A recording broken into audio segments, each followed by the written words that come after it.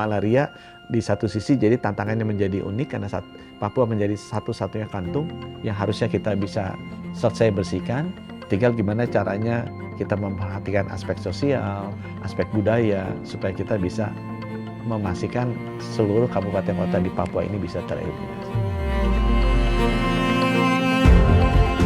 Penggunaan kelambu berinsektisida dan indoor residual spraying atau IRS gitu ya kita singkatnya, ini memang kami nilai masih sangat efektif dan efisien sebagai upaya pengendalian malaria. Jadi kalau di dalam rumah dia udah terlindung tuh dengan kelambu berinsektisida dan IRS tadi.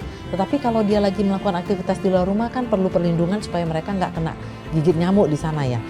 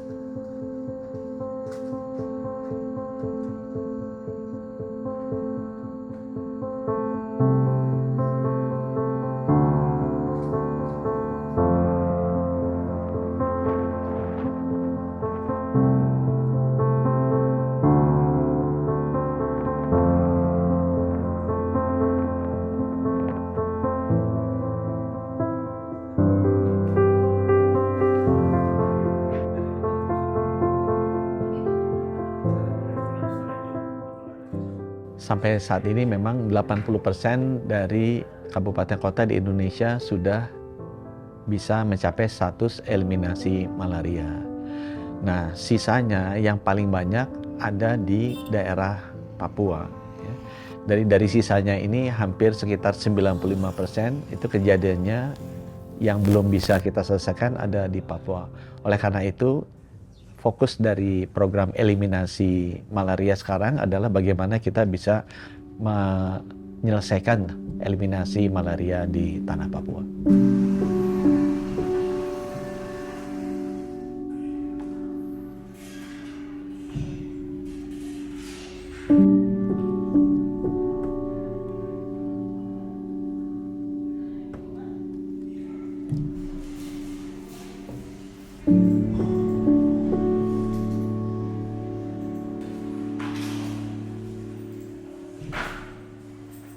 Yang kita temukan per tahun kemarin itu paling tinggi dalam sejarah program malaria kita, yaitu sekitar 699.000, dekat ke 700.000. Tapi itu masih sedikit di bawah estimasi atau dugaan yang terkena malaria, 940.000. Nah, strategi nomor satu adalah bagaimana kita bisa meningkatkan, kalau bisa sampai di atas 90% lah dari estimasi itu kita temukan. Jadi kalau 940.000, 90% harusnya di atas 800.000 lah yang berhasil kita temukan setiap tahun.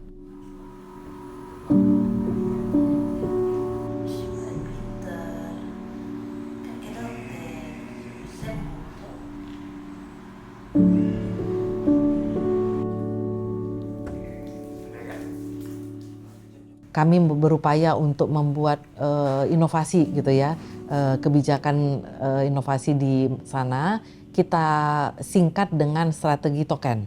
Token ini adalah temukan, obati, dan kendalikan. Ini merupakan pendekatan utama dari pengendalian malaria di Provinsi Papua, khususnya untuk wilayah-wilayah yang punya beban tertinggi untuk malaria. Nah, token ini menekankan percepatan penemuan kasus, kemudian diikuti dengan pengobatan yang cepat dan tuntas, lalu dikendalikan vektornya dan juga lingkungan di sekitarnya.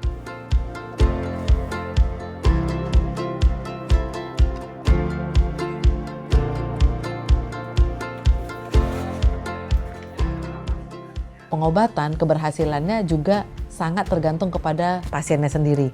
Bagaimana mereka bisa patuh untuk bisa mengkonsumsi obat, peran serta nakes yang tadi ya, untuk bisa mengawal pasien karena mereka tinggal dan berada di dekat dengan pasien, ini yang kami harapkan. Jadi kami meningkatkan kompetensi kader ini supaya mereka bisa melakukan pendekatan bagaimana mereka bisa mengadvokasi pasien untuk bisa ayo jangan karena udah kurang gejalanya stop obatnya gitu.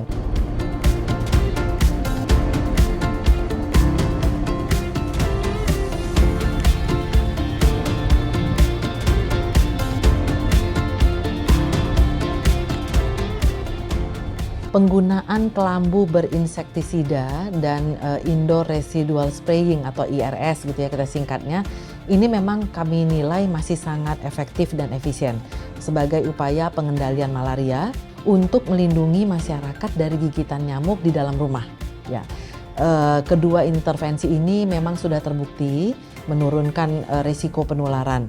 Tapi perlu jadi catatan kita di Papua itu tantangan yang kita hadapi adalah tingginya aktivitas masyarakat di luar rumah gitu. Jadi kalau di dalam rumah dia udah terlindung tuh dengan kelambu berinsektisida dan IRS tadi. Tetapi kalau dia lagi melakukan aktivitas di luar rumah kan perlu perlindungan supaya mereka nggak kena gigit nyamuk di sana ya.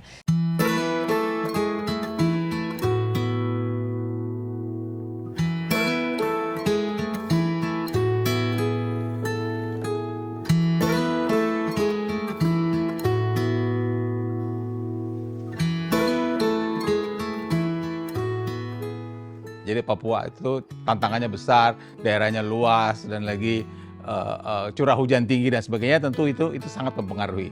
Satu, yang kedua juga soal masyarakat, transportasi itu juga tentu saja mempengaruhi. Ada garis walase yang mengatakan bahwa nyamuk di situ sedikit banyak berbeda dengan nyamuk di bagian lain Indonesia. Ini lebih banyak sesuai dengan nyamuk yang ada di kurang lebih dengan yang ada di Afrika begitu. Nah, itu ketiga. Dan yang keempat memang secara umum situasi kesehatan di Papua kan memang masih jadi tantangan buat kita.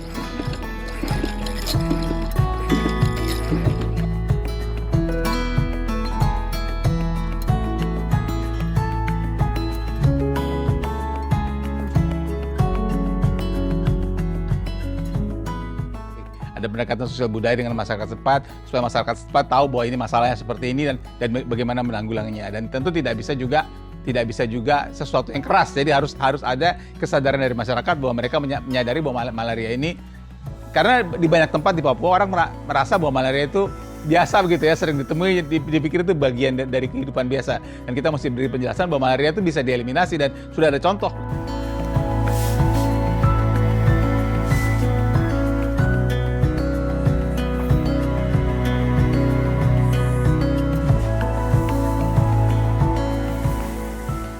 Sebenarnya kalau dari sisi ilmiah ada beberapa pendekatan yang bisa dilakukan. Tentu saja ya, nomor satu kalau yang sekarang sedang banyak dibicarakan adalah soal vaksinasi.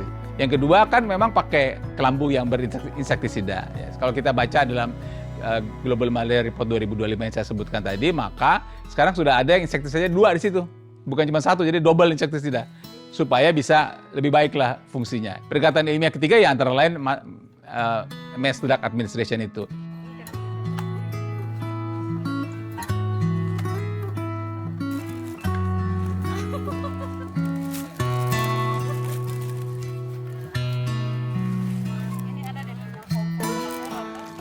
Di malaria di satu sisi jadi tantangannya menjadi unik karena Papua menjadi satu-satunya kantung yang harusnya kita bisa selesai bersihkan, tapi di sisi lain juga harusnya kita lebih pede karena di daerah lain bisa.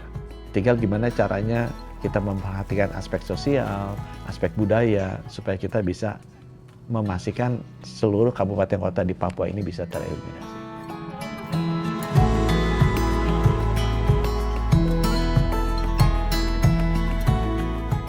Baru ini mama yang pakai, karena mama ada hamil, ada adik kecil yang ini. Jangan mama sendiri dan bapak, baru anak tidur di luar lagi, aduh. Bapak tidur di luar tahan, kasih kelambu yang banyak.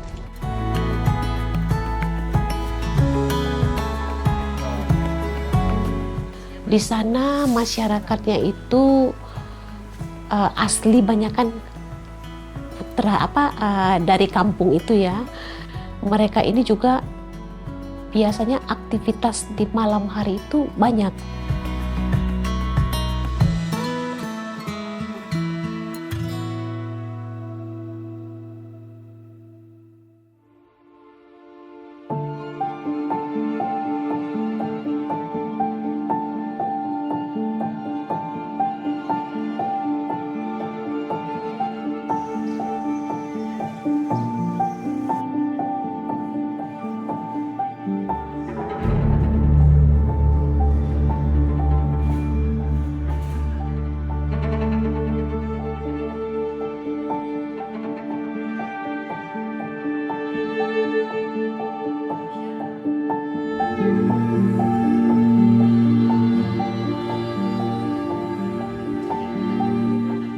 malaria itu merupakan salah satu penyakit terbesar dari 10 penyakit yang ada di Kota Jayapura. 102.000 kasus dalam 1 tahun.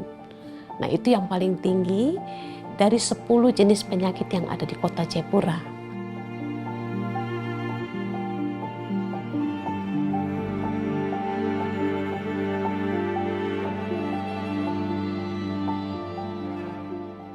Kami kelurahannya ada 25, kampungnya ada 14. Tetapi ada juga kampung yang penyebaran malarianya kecil. Itu ada di tengah pantai. Tapi justru di daerah perbatasan yang berbatasan dengan PNG, kemudian berbatasan dengan Kabupaten Kerom, dan juga berbatasan dengan Kabupaten Jayapura, itu Muara Tami. Di sana lebih tinggi malarianya, apinya lebih dari 1/1000 penduduk.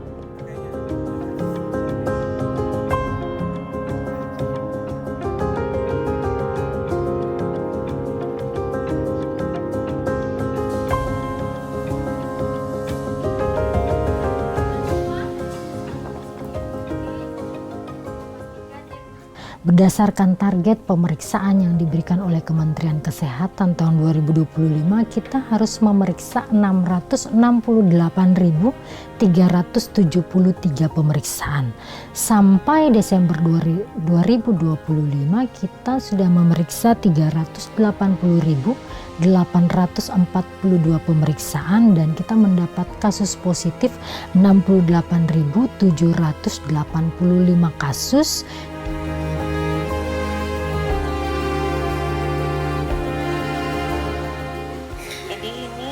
Hamil dengan HB-nya 4,9, anemia berat, sama ada malaria tropika gitu. Jadi kemungkinan nanti akan diberikan DHP oral minum tapi tanpa pemberian primakur.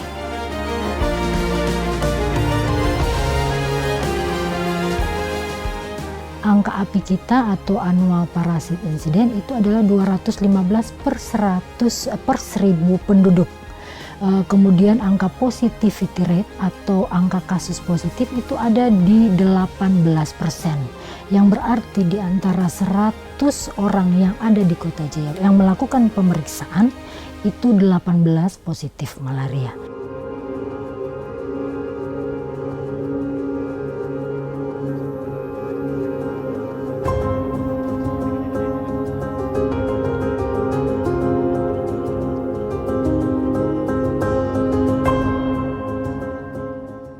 Nyamuk sebagai host yang membawa plasmodium malaria, kita berbicara manusia yang akan menjadi tempat penularan, terus kita berbicara lingkungan.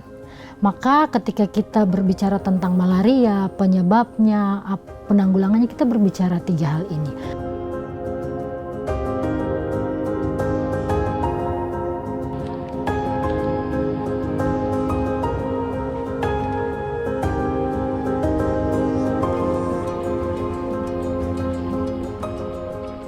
Muara Tami merupakan salah satu daerah malaria yang cukup tinggi. Yang pertama kita lihat geografisnya, karena di sana itu merupakan daerah yang masih banyak tanah kosong, yang masih banyak pohon-pohon. Kemudian juga banyak seperti kayak rawa-rawa. Di sana masyarakatnya itu asli banyak kan dari kampung itu ya. Perilaku mereka ini untuk pola hidup bersih sehat tuh kurang, artinya masih buang sampah sembarangan. Selain buang sampah sembarangan, mereka ini juga biasanya aktivitas di malam hari itu banyak.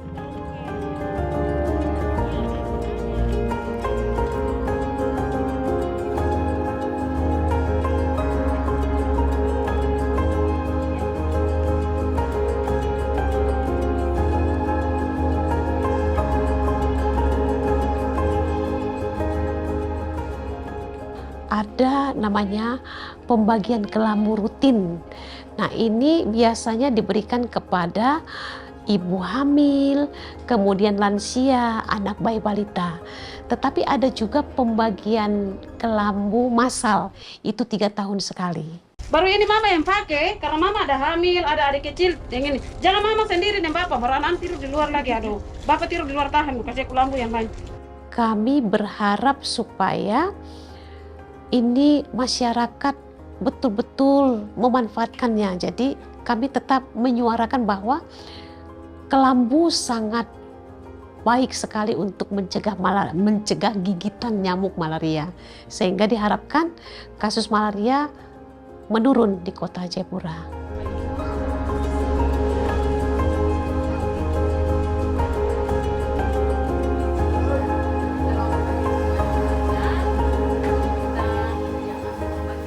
Kami memeriksa ke masyarakat, kami tidak memungut sepersen pun. Pemeriksaan kami gratis. Pemeriksaan dan pengambilan obat gratis.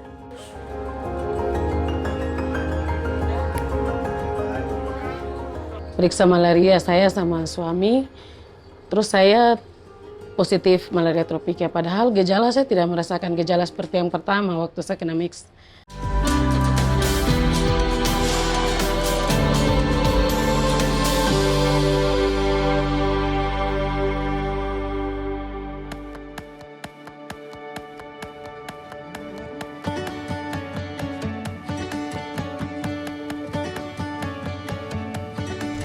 Terus cara menggunakan kelambu. Ya. Ibu nanti ke arah sana. Saya dan ibu ini kami akan ke arah sana untuk pemeriksaan malaria. Nama saya Agustina Sadi. Saya kader dari Kelurahan Koya Barat, Distrik Moratami, Kota Jayapura.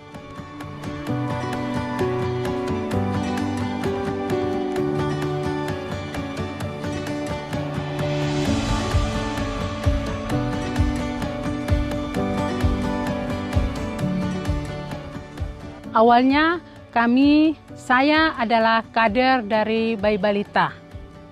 Karena kami punya pengalaman di kader bayi balita, akhirnya kami direkrut oleh Puskesmas Koya Barat untuk menjadi kader malaria.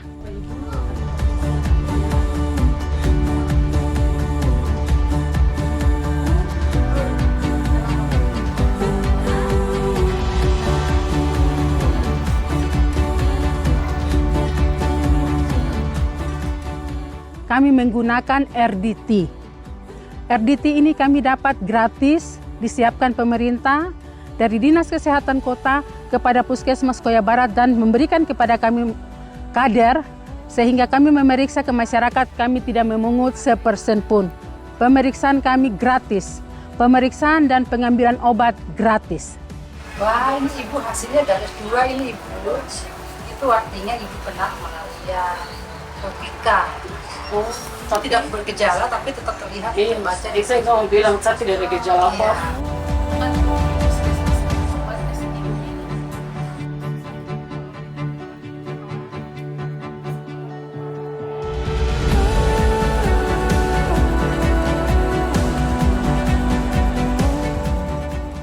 Jadi ada 3 jenis malaria.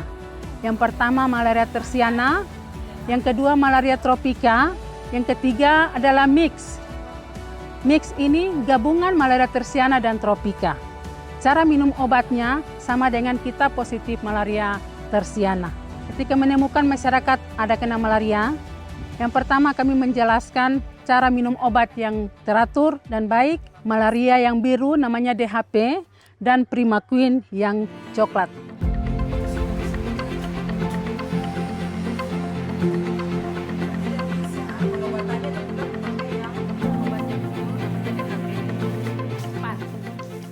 Periksa malaria saya sama suami, terus saya positif malaria tropika. Padahal gejala saya tidak merasakan gejala seperti yang pertama waktu saya kena mix.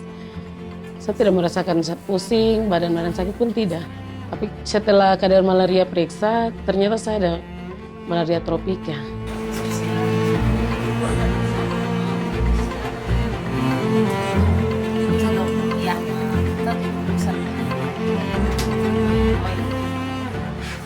Tadi kader malaria bilang ini malaria tanpa gejala. Oh berarti selama ini ada malaria tanpa gejala, saya tidak tahu. Saya kira mungkin setelah kami kena gejala baru kami periksa. Padahal sebenarnya kami harus periksa kalau kader malaria datang. Saya minta terima kasih buat kader malaria yang selama ini sudah datang ambil darah kami di rumah.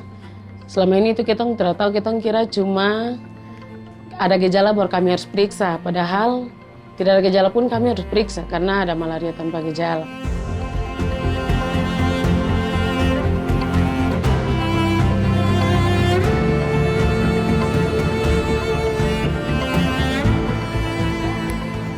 Jadi kedepannya kami harus bersih, lingkungan kami bersih, terus dikasih tahu oleh kader bahwa kelambu itu penting untuk kami pakai karena di rumah juga kami ada punya bayi. Jadi sebelum sudah jam 5 kami harus gantung kelambu sebelum tidur itu untuk mengantisipasi malaria supaya jangan lagi ada malaria begitu yang disampaikan oleh kader. Wajib sekali karena ibu lagi hamil, jadi wajib sekali ibu tidur di dalam kelambu.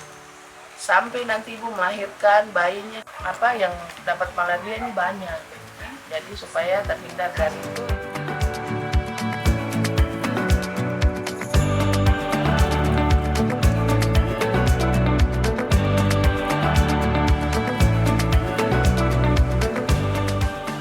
Jadi kita melakukan pemeriksaan di sekitar lingkungan rumah.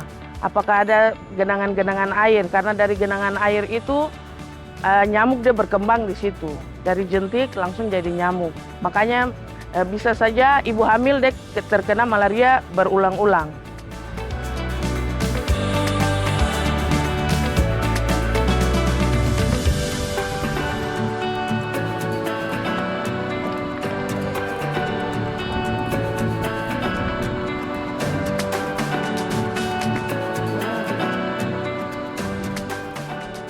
Kami semakin terbantu sekali dengan para kader ini terkait informasi-informasi yang dari luar misalnya ya, seperti itu. Jadi sangat membantu kader ini kami. Dari kader untuk kita pesannya seperti itu, kebersihan rumah, lingkungan. Terus mereka juga sering bantu kami dengan kelambu, nyamuk gitu. Seperti itu dari kader untuk kita, jadi bagus untuk kami.